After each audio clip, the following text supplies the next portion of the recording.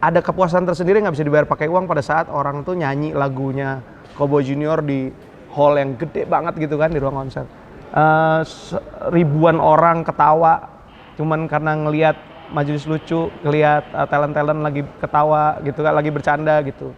Terus bisa appreciate apa yang kita bikin, feedbacknya bagus, positif, itu adalah hal yang memang yang apa ya 10 tahun lagi gue kepengennya gue bisa menikmati banyak itu gitu. Jadi kita tuh nggak cuman hura-hura kayak orang gila, tapi impactful gitu.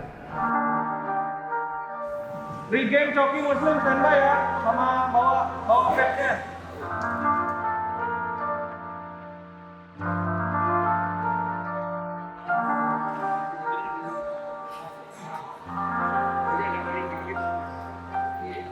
Jadi gue dari kecil tuh emang punya ketertarikan yang apa ya, agak mengarahnya tuh semua ke artistik gitu. Jadi gue suka animasi, gue suka musik banget.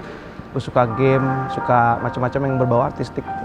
Cuma masalahnya bokap gue tuh, dia tuh insinyur. Jadi dia tuh semua yang tentang apa, yang logik, yang hitungan gitu lah.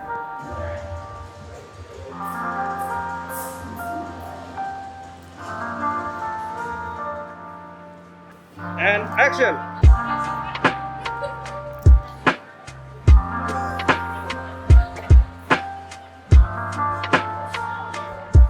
Ngomong satu ini doang. Iya, satu line doang, nanti berempat.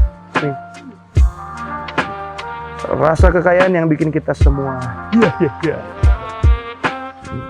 Tapi sampai akhirnya kuliah ke Australia, biaya sendiri, dan di situ gue baru sadar gitu.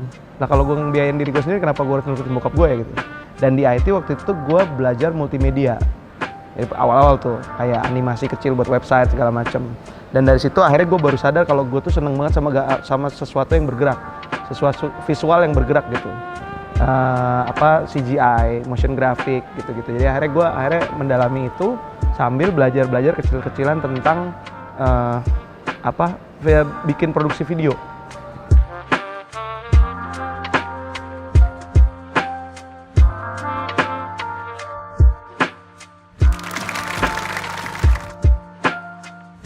Nah sampai kira-kira tahun 2008 tuh gua tuh tetap fokusnya ya jadi sutradara aja. Jadi sutradara musik video tetap paling banyak, lalu coba iklan, corporate segala macem.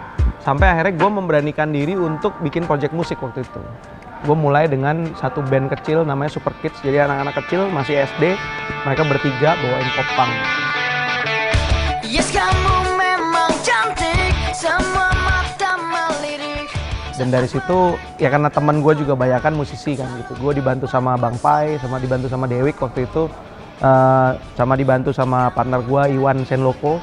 Akhirnya kita bikin deh tuh Super Kids, dan akhirnya ketertarikan gue itu bisa bikin gue kayak ngerilis apa yang gue mau in terms of karya gitu.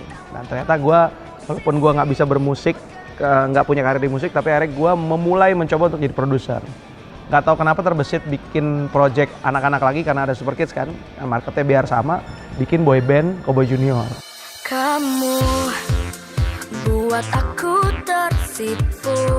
Dan ya ternyata meledak gitu. Mungkin momennya pas dan semuanya pas ya, relevan sama waktu itu, dan akhirnya boom, dan gue jadi ngerasa wah ternyata ini punya mainan baru. Tapi dari situ akhirnya gue paham tuh, jadi gue 2013 gue akhirnya punya PH. Dan gue mulai paham yang namanya intellectual property. Karena itu ada momen dimana gue sebagai sutradara freelance, gue itu kerja dapat duit atas pekerjaan gue, dan gue punya IP Cowboy Junior yang ini jalan sendiri. Gue cuma numpahin ide-ide kreatif gue, tapi ini jalan dan ini make money. Dan ada satu poin dimana ini duitnya sama. Jadi duitnya tuh yang ini gue kerja siang malam, yang ini gue nggak ngapa-ngapain, gue cuma dapat report-report doang, tapi hasilnya luar biasa. Jadi akhirnya gue ngerti, oh ini IP tuh kayak gini tuh. Nah sejak saat itu akhirnya perusahaan gue itu semuanya IP based. Nah, akhirnya kita bikin animation studio juga. Perusahaan gue itu awalnya PH, lalu kita punya animation studio, lalu akhirnya kita juga punya VR AR pengembangan dari animation. Lalu terakhir kita punya Creativeness, tempat di mana kita mencari talent-talent baru untuk masuk ke studionya kita atau ke studio-studio di Indonesia untuk bikin karya-karya animasi dan yang lain-lain lah gitu. Industri kreatif. Iya kan videonya gue bilang. Itu di situ. Iya video. Ini doang, belakangnya ada asapnya. Gini aja. taruh lanang. Belakangnya kasih asap gitu doang, gampang. Belakangnya kasih asap. Heeh. Senyum ya. And Kamera. action. Rasa kekayaan yang bikin kita semua. Oke. Lagi ya. Sekali lagi. Patrick Effendi adalah orang yang menurut saya bekerja keras untuk memperbaiki industri komedi di Indonesia. Patrick Effendi di mata gua, Patrick Effendi itu kalau buat gua dia adalah seorang visioner. Dia termasuk orang yang bisa memberikan jawaban kepada keinginan pasar dan masyarakat, dan itu udah dilakukan berkali-kali dan terbukti sukses. Dan akhirnya dia kerjasama sama gua, sama Tretan Muslim juga, bikin Majelis Lucu Indonesia, sukses juga. Jadi kalau buat gua sih Patrick Effendi ini orang yang memang mengerti industrinya, mengerti bisnisnya, dan sangat menyenangkan bekerja sama dengan Patrick Effendi di Majelis Lucu Indonesia gitu kan. Dunia advertising juga udah mulai pindah ke digital gitu. Nah akhirnya gue punya ide, kenapa nggak gue coba kolaborasi dengan adik-adik yang lebih muda, yang lebih fresh, yang lucu-lucu. Dan akhirnya gue ditemuin sama Ari Kriting. Ari Kriting bantu gue untuk kenalin gue ke teman-teman yang akhirnya sekarang kita terbentuk dalam Majelis Lucu Indonesia. Level of sukses gue itu kayak misalkan gue bikin animasinya bisa rilis dan ada orang appreciate bilang bagus, itu gue udah seneng banget gitu. Dan itu terjadi di semua produk-produk yang kita ciptain gitu. Kayak Majelis Lucu ini, ya kita sangat bangga karena hari ini Majelis Lucu ada di posisi ini gitu. Tapi ya kalau kita di dalam sih kita nggak pernah bisa berhenti ya. Kayak ngapain lagi nih, ada apa lagi nih, ada apa lagi gitu. Kayak kita nggak berhenti pengen nyoba hal-hal yang belum pernah kita coba, tapi diintegrasikan dengan apa yang kita punya gitu. Asetnya, marketnya, segala macam untuk pengembangan lah gitu, development gitu. Tapi gue lebih kepengen ngelihat adik-adik gue yang sekarang bareng sama gue, baik itu dari Kobo Junior, dari Majelis Lucu Indonesia, itu juga bisa meneruskan apa yang kita kerjain sekarang. Jadi under roof yang sama, misalkan under Majelis Lucu Indonesia, kita punya produk-produk, IP dan sepak terjang yang lebih gila lagi gitu. Nah, gue pengen banget ngelihat itu. Dan yang pasti nomor satu, tujuannya adalah untuk menghibur orang.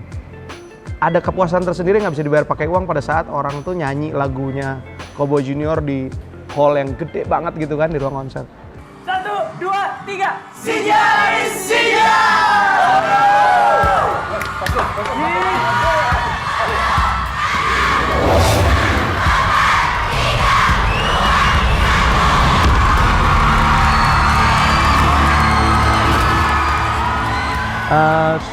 Ribuan orang ketawa cuman karena ngelihat Majelis Lucu, ngelihat talent-talent lagi ketawa gitu kan, lagi bercanda gitu. Rumah Mama Ami itu acara apa coba?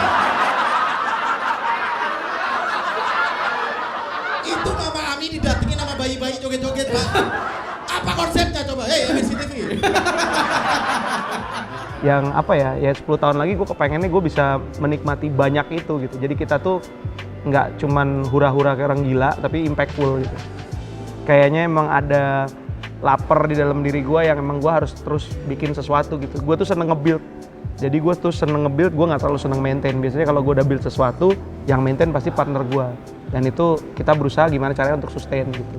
Jadi kayaknya emang mungkin gue sampai kapanpun akan jadi orang yang kayak gitu kali ya. Gue dari dulu emang pengen create something, create gitu terus.